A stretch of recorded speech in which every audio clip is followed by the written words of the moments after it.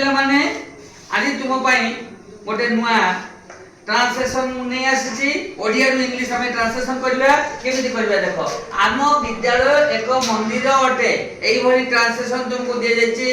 कहा जायछि translate into English ताले तुमे केमिति करबो देखो सब गुडार तुमे प्रथमे इंग्लिश तुमे खोजिबो कोन खोजिबो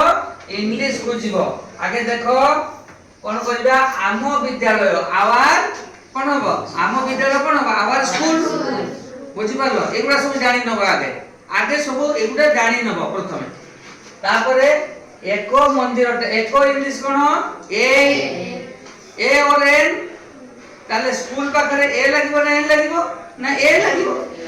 हला मंदिर इंग्लिश कोन टेंपल ओटे इंग्लिश कोन ई एम इज आर मत उठे अकॉर्डिंग टू सब्जेक्ट ताहले देखो आगो हमें सब्जेक्ट बाहर करबा सब्जेक्ट कोन आम विद्यालय आवर स्कूल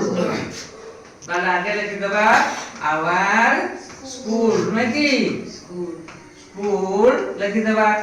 तापरे भार बसै देबा सब बेले मन रखियो आमे जेतेबेले ओडिया वाक्य पाई जाउछु आम मन मध्य रे आमे कंस्ट्रक्ट करबा द आईडिया कोन आईडिया जे एई जो वाक्य हमको दिया गला एई वाक्यटी आइदर हैला केउ प्रकार रो वाक्य आइदर से होची हैला सिंपल और कंपाउंड और complex if it is a simple sentence जदी यहा गोटे सिंपल सेंटेंस ताहले केउ प्रकार सिंपल सेंटेंस डिक्लेरेटिव ना इंपरेटिव ना इंट्रोगेटिव ना एक्सक्लेमेटरी एटा गोटे होची देखो declarative simple sentence declarative simple sentence प्रथमे हम सब्जेक्ट रखू तापरे कोन रखू भाग एठी भाग के बसिबो ना ओटे देखो एठी ओटे होची भाग ताने इज लिखि देबा स्कूल पाखरे इज बसिबो इज माने ओटे बुझि पारलो एते पर पर्यंत हेई गला तापरे आ कोन अछि ना मंदिर गोटिए मंदिर ताने ए टेंपल टेंपल देखो हेगा फुल स्टॉप दे देबा आमे जानिचू ए फुल स्टॉप को सब बेले बने रखो सब बेले फुल स्टॉप दबा आमे को वाक्य रे शेष रे ना डिक्लेरेटिव एवं इंपरेटिव सिंपल सेंटेंस रो शेष रे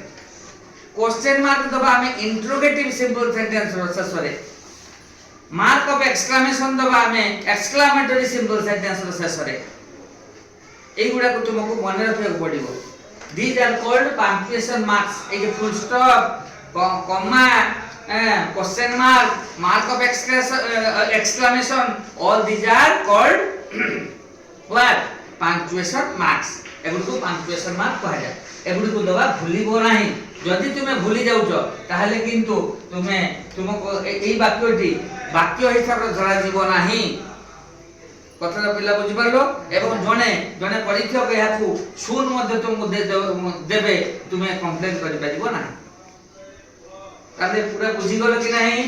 देखो केते हमें कर देले केते स्पीड रे कर देले एमिति प्रैक्टिस करे तुमे निश्चित भाव रे एही प्रकार वाक्य को तुमे ट्रांसलेट करबा इंग्लिश ओडिया रु इंग्लिश ट्रांसलेट करबा पई सक्षम होई परिबो थैंक यू वेरी मच।